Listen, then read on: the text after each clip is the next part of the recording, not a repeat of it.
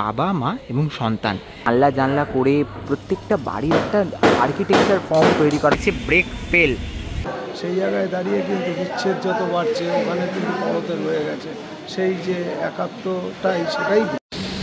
গোলাঘাটার সম্মিলনীর একেবারে পুজো প্রাঙ্গণের সামনে চলে এসেছি। সোজা রাস্তাটি চলে আছে শ্রীভূমি, আর এই যে সোজা রাস্তাটা এটা আসছে কিন্তু একেবারে বিধাননগর স্টেশন উল্টোডাঙ্গা হাটকো মোড় থেকে। আর এবছরের যে গোলাঘাটার ব্যানার দেখতে পাচ্ছি, এবছরের যে ভাবনা রয়েছে ব্রেক ফেল, গোলাঘাটার সম্মেলনে এবছরের শিল্পী মানস দাসের সৃজনে সেজে উঠছে সব কিছু। আর এই যে রাস্তা, এই রাস্তায় কিন্তু অলরেডি বাঁশের যে গেটগুলো অলরেডি পড়ে গেছে। চলে এসেছি গোলাঘাটের সম্মেলনের একেবারে নির্মীয়মান মণ্ডপের অন্দরমহলে। আর ঠিক এই জায়গা দিয়ে দর্শনার্থীদের প্রবেশপথ তৈরি হবে, দর্শনার্থীরা প্রবেশ করবে এবং প্রবেশ করার পর মণ্ডপের একেবারে প্রথম ভাগ বা প্রথম অংশে এসে পড়বে। এই অংশে মানে দুটো অংশে ভাগ করা রয়েছে মণ্ডপটাকে, এবং প্রথম ভাগের যদি কথা বলি বা প্রথম অংশের যদি কথা বলি তাহলে কিন্তু দেখতে পাচ্ছি মানে পুরনো যে বাড়ির বেশ কিছু রকম স্ট্রাকচারাল পার্ট যেগুলো কিন্তু এইখানে রাখা রয়েছে। পুরনো বাড়ির দরজা রয়েছে, সেই উঠোন যেটা আমরা বলে থাকি সেই অংশগুলোকে কিন্তু রাখা রয়েছে এই টোটাল পরিসরটাতে, এই প্রথম ভাগ বা প্রথম অংশটাতে। এই দিকে দেখতে পাচ্ছি সেই যে কড়ি কাঠের জানলা, তার সাথে পুরনো যে বাড়ির দরজাগুলো সেগুলোকেও কিন্তু মণ্ডপের বিভিন্ন পার্টে ইনস্টল করা হয়েছে। সামনে একটা এরকম বড় এরকম মূর্তি বা স্ট্রাকচারের মতো যে জিনিসটা দেখতে পাচ্ছি, যেখানে আমরা দেখতে পাচ্ছি বাবা মা এবং সন্তান, এই একটা পরিবারের যে সমন্বয়, সেই সমন্বয়ের একটা টোটাল যে স্ট্রাকচার সেটাকে কিন্তু গড়ে তোলা হচ্ছে। এবং এটা কিন্তু এখন নির্মীয়মান অবস্থায় রয়েছে। এটা ধীরে ধীরে যখন রূপ পাবে তখন কিন্তু আরও দেখতে সুন্দর হয়ে উঠবে জিনিসটা। মণ্ডপের ওপরের অংশ বলি বা নিচের অংশ পুরোটাই কিন্তু একটা বাড়ির আদলে টোটাল এরিয়াটা সেজে উঠছে, মানে পুরোপুরি একটা বাড়ির আদলে। ওপরটা যদি দেখাই, ওপরটা সেই পুরনো দিনের কড়ি বর্গার যে কড়ি বর্গা বা কড়িকাঠ যেগুলোকে বলে থাকি আমরা, সেইগুলো কিন্তু ওপরে করা হয়েছে। যেরকম কড়িকাঠের মতো স্ট্রাকচারাল পার্ট সেগুলো কিন্তু ওপরের দিকটাতে সিলিং পার্টটাতে করা হয়েছে। আর এই যে টোটাল এরিয়াটা সেই যে পুরনো বাড়ি, সেই পুরনো বাড়ির ছোঁয়া রয়েছে সমস্ত মণ্ডপের চারপাশে। আচ্ছা, এই টোটাল যে পরিসরটা মানে মণ্ডপের প্রথম অংশ, মণ্ডপের যে প্রথম পরিসর সেই অংশটা তো দেখালাম। প্রথম পরিসর পার করার পর বা প্রথম ভাগ পার করার পর ধীরে ধীরে পৌঁছে যাব আমরা মণ্ডপের দ্বিতীয় অংশ বা দ্বিতীয় ভাগটাতে। দর্শনার্থীরা কিন্তু ঠিক এই রাস্তা দিয়ে প্রবেশ করবে, যেমনটা জানাচ্ছিলাম এই রাস্তা দিয়ে প্রবেশ করে ঠিক এই জায়গাতে প্রতিমা দর্শন করবে এবং এই রাস্তা দিয়ে সরাসরি কিন্তু বেরিয়ে যাবে এক্সিটের পথে। যেমনটা বলছিলাম, প্রথম ভাগ পার করে দ্বিতীয় ভাগে দর্শনার্থীরা এই রাস্তা দিয়ে প্রবেশ করবে এবং এই অংশে কিন্তু পুরোপুরি একটা বিরাট বড় যে পাড়া বা বিরাট বড় একটা বাড়ির, সেই বাড়ির মতো স্ট্রাকচার ফর্মকে দেখতে পাবে। প্রচুর প্রচুর বাড়ি এবং তার মধ্যে অসংখ্য জানলা, যার সমন্বয় কিন্তু গোটা মণ্ডপ গড়ে উঠছে। এই হচ্ছে টোটাল পরিসর এবং পুরোপুরি যে মণ্ডপের কাজগুলো আমরা দেখতে পাচ্ছি পুরোপুরি কিন্তু প্লাই, বাটাম এই সমস্ত কাজের ওপর কিন্তু গড়ে উঠছে এবং টোটালটাই কিন্তু একদম যদি বলি কিন্তু পরিসরটাকে ভেঙে ভেঙে তৈরি করা হয়েছে। আর আমি যদি একদম কাছ থেকে দেখাই, এই যে জানলা জানলা করে প্রত্যেকটা বাড়ির একটা আর্কিটেকচার ফর্ম তৈরি করা হয়েছে, একেবারে আর্টের যে আর্কিটেকচার সেগুলোকে কিন্তু তৈরি করা হচ্ছে এবং পুরোপুরি প্লাই বাটামের ওপর ডিপেন্ড করেই মণ্ডপটা গড়ে উঠছে। প্রচুর পরিমাণে মাটির যে কাজ হবে তা বোঝা যাচ্ছে, সেসব মাটির কাজগুলোর জন্য মাটি কিন্তু প্রস্তুত রয়েছে। প্রচুর পরিমাণে বাটাম প্লাইয়ের যে কাজগুলো এই মধ্যে চলছে সেইগুলো কিন্তু দেখতে পাচ্ছ, বাটাম প্লাইয়ের কাজ। ঠিক এই জায়গাতেই মাতৃ প্রতিমা থাকবে। আর এখানে এসে দেখতে পাচ্ছি প্রচুর এরকম খড় দিয়ে যে কাঠামো, সেই কাঠামো প্রতিমা করার যে কাঠামো যেগুলোকে বলে থাকি, সেই কাঠামোগুলোকে প্রস্তুত করে রয়েছে। খড়ের যে মারাম বাঁধা রয়েছে।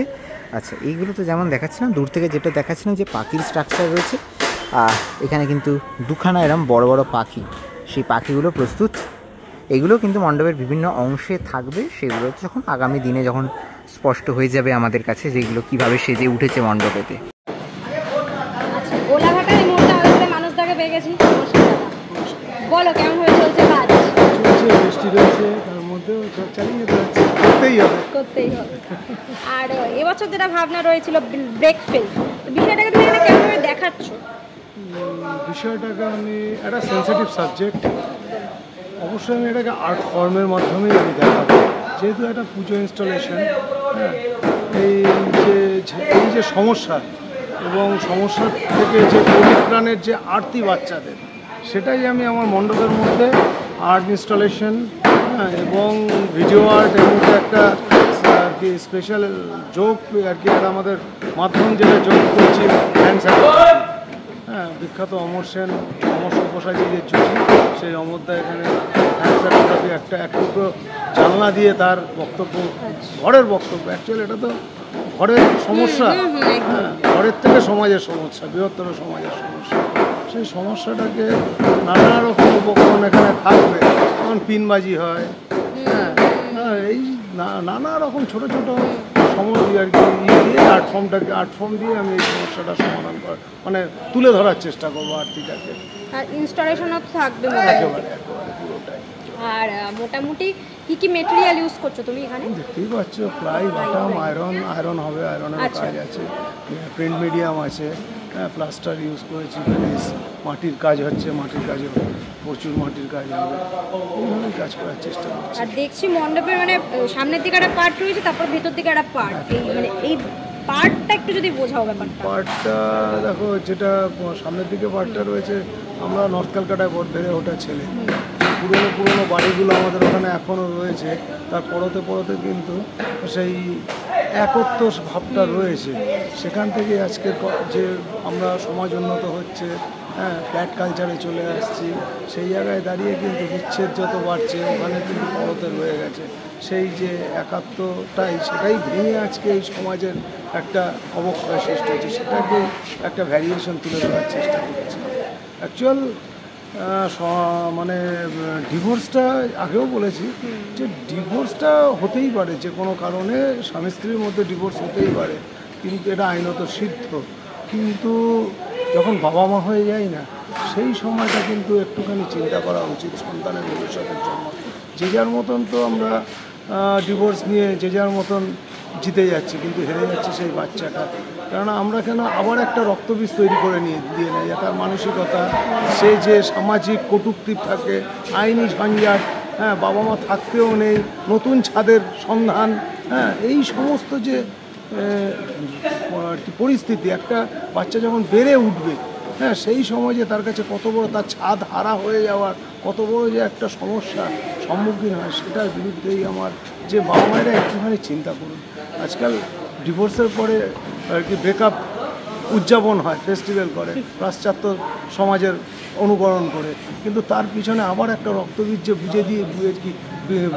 রক্তবীজ যা পুঁতে দিয়ে যাচ্ছি, সে সমাজকে যে আরও আর কি অন্ধকারতম জায়গায় নিয়ে যাচ্ছে, সেই জায়গাটা কি চিন্তা করা উচিত নয়?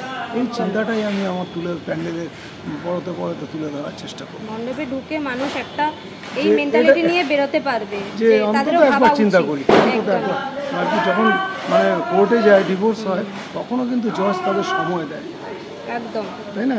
কাজেই আমরা এত বড় একটা ডিসিশন নেবো একটা বাচ্চার প্রতি, হলেই বা যদি সত্যি আর কি একটা প্রবলেম হয়, ডিভোর্স হোক, কিন্তু বাচ্চাটার উপর কিন্তু মানে নজর রাখতে হবে, তাদের দুজনেরই কর্তব্য। সেটা পার্সেন্টেজ কমে যায়, সাধারণ ঘরে সেটা হয় না, সম্ভব হয় না সবসময়। কাজেই এটার বিরুদ্ধে আমার এবছরের লড়াই। অনেক ধন্যবাদ দাদা, শুভেচ্ছা তোমায়। অবভিয়াসলি একটা ভালো কাজ হচ্ছে, দেখার জন্য এক্সাইটেড। হ্যাঁ, তোমাদের দর্শককে আগাম সুরক্ষা, এই শুভেচ্ছা রইল।